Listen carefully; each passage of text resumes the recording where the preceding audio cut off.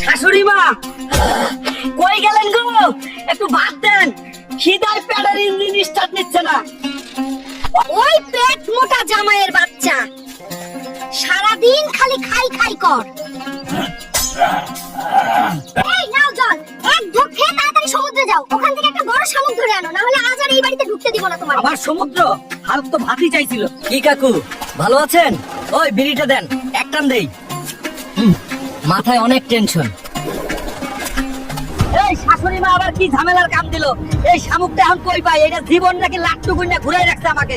যাই সমুদ্রে দেখি। ওই শামুকের বাচ্চা কই গেলি? জলদি সামনে আ। মাথা আর পেট দুইটাই টেনশনে জ্বলতাছে। ওই কুমিরের বাচ্চা সামনে থেকে সরে যাও, না হলে তোর লেজ কেটে হাতে ধরাই দিমু রে। আয় দেখি কার কত শক্তি। পাগলা হাল্ক। ওই শালা কুমিরের বাচ্চা, এবার চল, আমাকে শামুক খুঁজে দে, দ্রুত চল। শাশুড়ির মুড খারাপ থাকলে কিন্তু কালকেই আমার শেষ। ওই কুমিরের বাচ্চা, শামুকটা পেয়ে গেছি, এবার তোর কাজ পুরাইছে। তুই যা, এবার শামুকটার সাথে বোঝাপড়া করি, শাশুড়িরে দেখাতে হবে।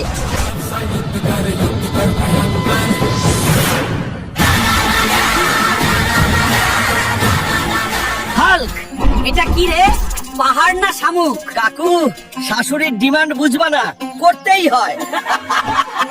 এই নেন শামুকটা, এবার রান্না করে পেটে ঢুকান, তারপর আমার পেটটাও শান্তি পাবে। আমাকে আগে অল্প খাইতে দেন।